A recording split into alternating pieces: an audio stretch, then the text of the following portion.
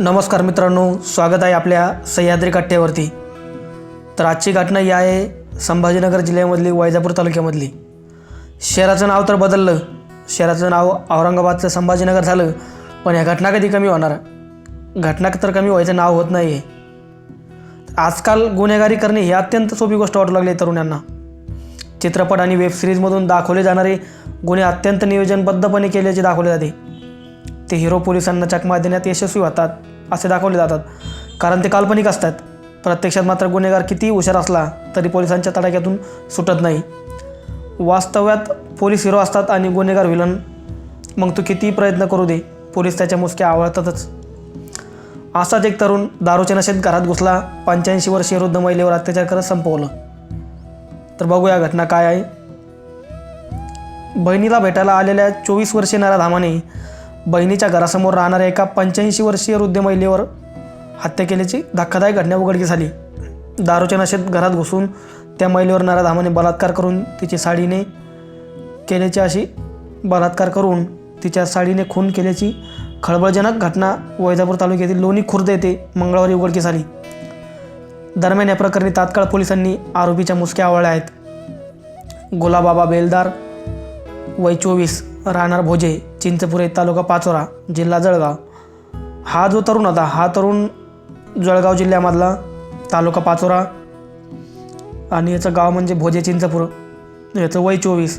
तर हा इकडे आला वैजापूर तालुक्याच्या एका गावामध्ये बहिणीला भेटण्यासाठी।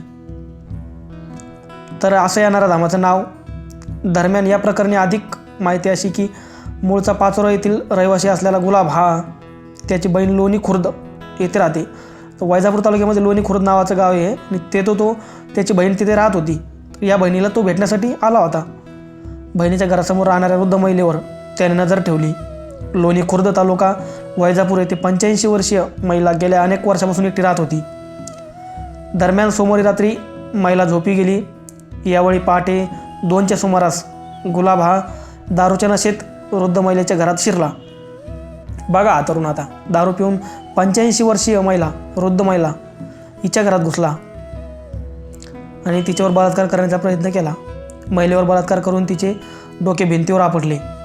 या झालेल्या झटापटीत महिलेला डोक्यावर जब्बर मार लागला होता। वयस्कर महिला, त्याच्या आजीच्या पेक्षा जास्त वयाची असेल, तो तिच्या संग संबंध ठेवण्याचा प्रयत्न करत होता। ती थोडंसं बाजूसारखेच असले, यांच्यामध्ये झटापट लागली आणि भांडणं लागली। तेवढे त्याने तिचं डोकं धरलं आणि भिंतीवर आपटलं। महिलेच्या डोक्याला मग मार लागला। त्यानंतर गुलाबने वृद्ध महिलेस साडीच्या साहाय्याने गळावून खून केला। मग त्याने त्या आता दांगडू झाला, जास्त बाहेर आवाज यायला लागला। तिने गडबड महिलेची साडी घेतली आणि गळा आवळला आणि तिथंच खून करून टाकला।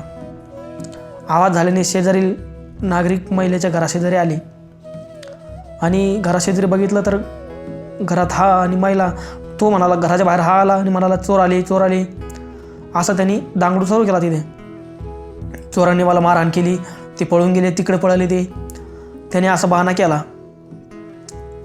सकाळ झाली नंतर सकाळी महिलेच्या घरामध्ये पाहताच शेजारी पाजारी तर महिला पडलेली बेशुद्ध अवस्थेत, म्हणजे तिचा मृत्यू झाला होता। शेजाऱ्यांना लक्षात नाही आलं। शेजाऱ्यांनी याला फोन केला, पोलिसांना फोन केला। त्यानंतर नागरिकांमध्ये उभा असलेला आता हा जो गुलाब नागरिकांमध्ये उभा होता आणि पोलीस आले। पोलिसांनी बघितलं सगळीकडं, तर या गुलाबचा सगळी माहिती सांगितली गावकऱ्यांनी यांना। तर उभा असल्यावर गुलाबवर पोलिसांना संशय आला। दरम्यान पोलिसांनी याच्या मुसक्या आवळल्या आहेत। मग हिने गुन्हा कबूल केला। जी घटना घडली ती सांगितली। आता तो तुरुंगात आहे आणि पुढील तपास पोलीस अधिकारी हे करत आहेत। तर बघा किती वय त्याचं, 24 वय, शिकण्याचं वय, करिअर घडवण्याचं वय, आईवडिलांचं स्वप्न, आणि हा बहिणीला भेटण्यासाठी इकडे आला आणि इकडे दारू पिऊन हा प्रकार केला।